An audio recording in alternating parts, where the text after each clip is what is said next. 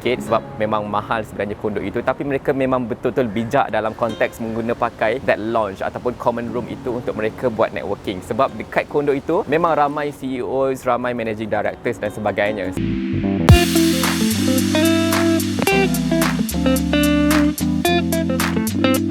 Assalamualaikum semua dan apa khabar? Saya harap semua sihat. Nampak tak lain sedikit kita punya setting pada video kali ini? Saya bawa anda semua keluar. Sekarang saya berada di kawasan dekat apartmen saya, dan sebenarnya ini ada kaitan dengan topik yang saya nak bincang dengan anda berkenaan dengan financial freedom, insyaAllah. Dan kenapa the big why, kenapa saya nak share juga dengan anda ini, kerana kalau saya boleh kongsi sedikit pengalaman saya lah. Masa saya balik daripada Oxford tahun 2017, ada satu buku yang betul-betul mengubah pandangan saya terhadap kewangan dan produktiviti, yang mana buku itu bertajuk Rich Dad Poor Dad, dan satu lagi buku yang saya baca juga by the same penulis, Robert Kiyosaki, yang bertajuk Retire Young, Retire Rich. Dan since then pada 2017 tu memang saya banyak belajar tentang financial literacy, yang mana banyak yang saya leka ketika saya belajar di UK ketika itu, yang mana kalau saya boleh turn back time, banyak benda yang saya akan cuba ubah lah. So that is why saya rasa macam like, okay lah, saya kena share juga dengan saya punya subscribers, penonton-penonton semua, kerana saya nak pastikan anda semua dalam usaha anda nak mencapai kejayaan, ya tak kisahlah anda punya pengajian ke, anda punya kerjaya, kehidupan dan sebagainya, kita punya this very basic needs ya. Kalau kita tengok Maslow's hierarchy of needs, so financial tu memang penting untuk kita dapatkan rumah yang selesa, kesihatan dan sebagainya, dan juga untuk multiply kebaikan dan bakat yang ada dalam diri kita. Nak tak nak, kita tak boleh lari. Kita memang tak boleh lari daripada financial matters. So that's why dalam video kali ini saya kongsi dengan anda semua 8 habit yang mana anda boleh praktis setiap hari untuk anda dapat capai, insya-Allah, mudah-mudahan amin ya rabbal alamin, financial freedom ataupun kebebasan kewangan. Kepada siapa yang masih tak tahu lagi tentang apa itu financial freedom, dia ada beberapa stage lah, tapi kita cerita tentang yang paling basic, level 1 which is kalau boleh, kalau dapat anda punya side income ataupun lagi bagus anda punya passive income itu dapat cover anda punya komitmen bulan-bulan. Sebagai contoh, kalau anda punya komitmen bulan-bulan RM2,000, RM3,000, anda punya passive income, anda punya side income boleh cover anda punya monthly komitmen itu RM2,000, RM3,000. Kalau ada lebih lagi bagus lah. Itu adalah antara contoh financial freedom, yang bermaksud kalau kita tak kerja, kita punya active income itu, kita punya passive income, side income itu akan boleh cover kita punya monthly commitment. So itu antara contoh ataupun definisi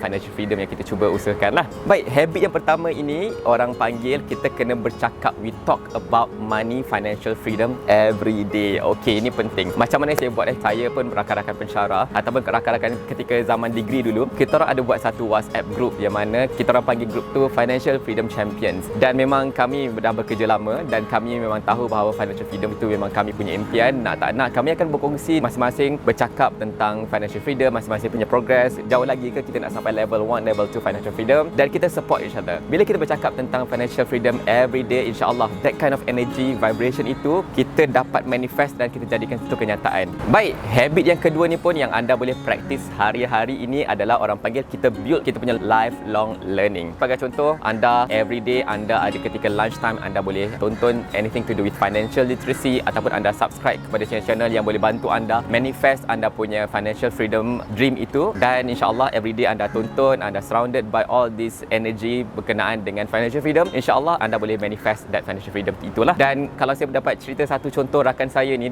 ni sangat inspiring lah. Mereka pasangan suami isteri, mereka kerja corporate sebelum inilah, tapi selepas balik daripada Cambridge UK, mereka balik Malaysia, mereka quit the job, mereka create mereka punya own business, dan alhamdulillah sekarang tak silap saya dah dekat 4 tahun 5 tahun macam tu. Mereka sekarang sangat successful, dan sekarang mereka duduk di satu kondo mewah di Kuala Lumpur, di kawasan KLCC itulah. Dan hari tu saya sempat visit mereka, dan saya nak cerita tentang bagaimana mereka menggunakan kondo ataupun apartmen yang sangat mewah itu untuk mereka jadikan itu satu tempat untuk mereka build this lifelong learning environment. Satu yang menarik tentang, saya sempat pergi selepas kita orang breakfast pagi tu, saya sempat pergi dekat mereka punya lounge. Mereka bawa saya ke lounge mereka. So we had coffee and whatnot lah. Kita cerita tentang life and our next journey dan sebagainya lah. So dia juga sempat bercerita dekat saya tentang bagaimana that lounge kondo itu diguna pakai oleh mereka untuk mereka buat networking juga secara informal. Walaupun mereka terpaksa bayar lebih sedikit sebab memang mahal sebenarnya kondo itu, tapi mereka memang betul-betul bijak dalam konteks mengguna pakai that lounge ataupun common room itu untuk mereka buat networking. Sebab dekat kondo itu memang ramai CEOs, ramai managing directors dan sebagainya. So mereka, kawan saya dia cerita kat saya, memang Nazri, memang kita orang saja bayar lebih sedikit untuk kita invest kepada networking, and it has been really good.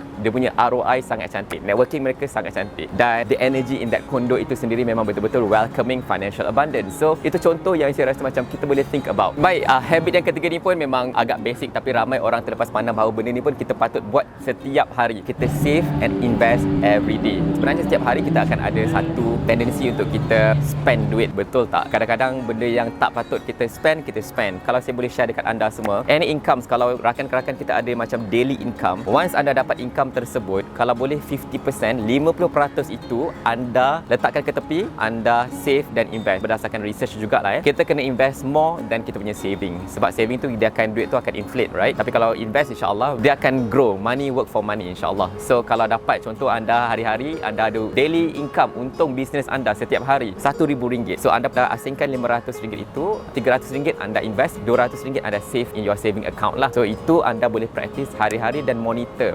Anda boleh pakai apps, macam-macam apps ada. Kita sambung untuk habit kita yang keempat. Habit yang keempat ini adalah orang panggil live below your means, ataupun dalam bahasa Melayu kita berjimat cermat. Kalau boleh, anda jangan beli berdasarkan nafsu, tapi anda kena jadi pembeli yang bijak. Contoh, kalau anda mampu beli Mercedes, right? Anda punya boleh buat loan untuk beli Mercedes, mampu. Tapi why not anda cut sedikit, anda beli Honda instead, dan lebih duit bulan-bulan itu anda boleh pakai untuk anda buat investment. Trust me, investment memang anda punya financial freedom itu anda boleh dapat retire rich itu awal berbanding anda buat saving dan anda tak pakai the power of compounding pun. So please make sure that anda pastikan anda, kalau anda mampu beli barang mahal, kalau contoh perfume, kat rumah pun saya memang pakai perfume. Tapi kalau sebelum ini saya pakai perfume yang memang mahal kat rumah. Tapi sekarang ni saya pun dah ada satu perfume yang memang favorite saya, memang tahan lama, the inspired perfume. Murah sahaja, RM35 satu botol, tapi bau yang sama. Memang saya pakai ketika jogging, saya pakai ketika buat kerja work from home. Memang sangat berjimat. So duit extra itu saya invest. Memang saya invest. So kalau anda ada dua type of perfume yang original, yang mahal itu anda bawa untuk pergi shopping, pergi dating, whatever lah kan. Tapi yang anda pakai untuk jogging, untuk pergi buat kerja kat rumah, untuk dapatkan mood itu, anda dah boleh pakai yang inspired dah cukup. Saya ada satu favorite perfume yang saya pakai ini, saya letak dekat link di bawah. Anda boleh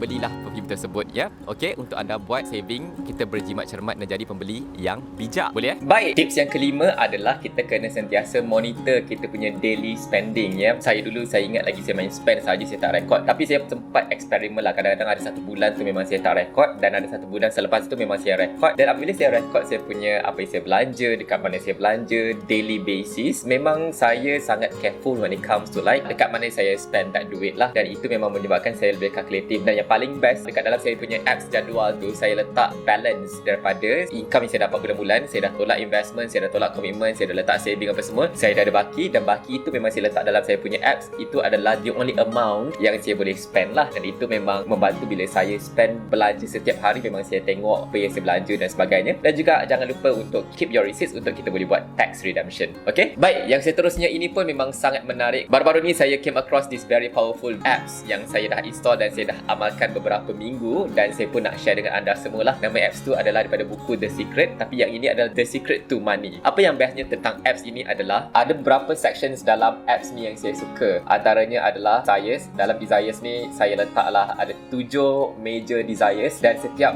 hari sebenarnya sebelum saya start my day, saya akan baca desire-desire ini, impian-impian saya, dan saya akan cakap, contoh, hantar mak abah pergi haji, dan saya perlukan RM20,000 untuk saya sponsor mak abah saya pergi haji insya-Allah tahun ini.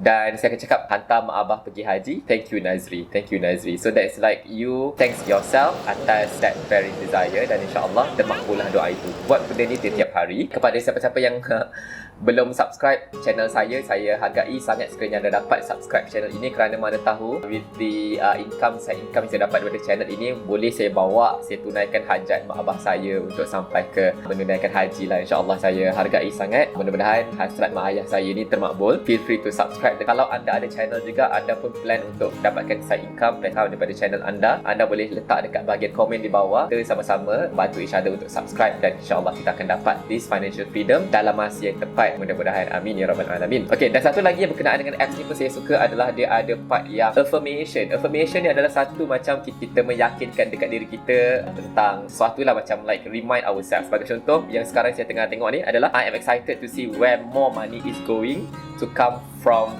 next. Ataupun satu lagi, I create wealth and prosperity with ease, insyaAllah, amin ya rabbal alamin. Dan satu lagi information, I am grateful for all the money I have received in my life, Alhamdulillah. Ataupun dalam bahasa Melajunya, saya berterima kasih, saya bersyukur dengan semua kewangan yang wujud dalam kehidupan saya. Baca this affirmation every day, tarik nafas dan dalam, dan jangan lupa untuk kita ucapkan syukur Alhamdulillah dengan rezeki yang Allah bagikan, yang berikan ini, dan mudah-mudahan ini adalah rahmat bukan istidraj. Itu pentingnya. So boleh install this apps, dan setiap pagi sebelum anda mulakan hari anda, sembahyang dan sebagainya, anda boleh buka this app, insyaAllah anda baca this affirmation, that desire tadi tu, dan doakan dan sematkan di hati, tarik nafas dan dalam, mudah-mudahan ini akan jadi satu kenyataan. Baik, habit seterusnya untuk kita dapatkan financial freedom yang kita boleh amalkan hari ini juga setiap hari insyaAllah adalah, of course lah, kita dengar podcast yang melibatkan financial freedom. Ataupun saya sekarang ni, saya buku, of course, ini antara buku-buku yang saya suka baca, Psychology of Money, dan satu lagi, ini buku baru saya dapat daripada Robert Kiyosaki. Buku yang ketiga adalah berkenaan dengan Increase Your Financial EQ. Kita kadang-kadang kita dah ada IQ, dah ada banyak lah, ada macam-macam degree lah, master, PhD apa semua, tapi when it comes to financial, kita kurang sikit kan. So bolehlah belajar. Dan satu lagi cara yang belajar yang saya suka nak share dengan anda adalah melalui satu app. Nampak pagi tadi saya dengar, ketika saya jogging, saya dengar this book by Grant Sebatia, bertajuk Financial Freedom lah. So this app, Blicklist, memang satu apps yang saya suka. Dia macam dia summarize buku-buku yang kita berkenan lah. So pagi tadi dia recommend this book dan saya dengar, dan kalau saya boleh share sedikit apa tips yang saya dapat daripada buku ini pagi tadi adalah berkenaan dengan kita kena, untuk dapatkan financial freedom, kita kena always proactively kita tengok balik kita punya 9 to 5 job, pekerjaan kita yang harian kita ni kan, yang active income kita ni 9 to 5. Kalau ada parts yang kita boleh siapkan kerja cepat ataupun kita dapatkan result itu dalam masa yang sangat cepat, dan kita boleh bagi tahu dekat bos kita macam okay, instead of seminggu kita ambil masa untuk siapkan one project, kita boleh siapkan dalam 2-3 hari, boleh tak bagi tahu bos kalau ada masa free tu untuk saya habiskan kerja awal ke.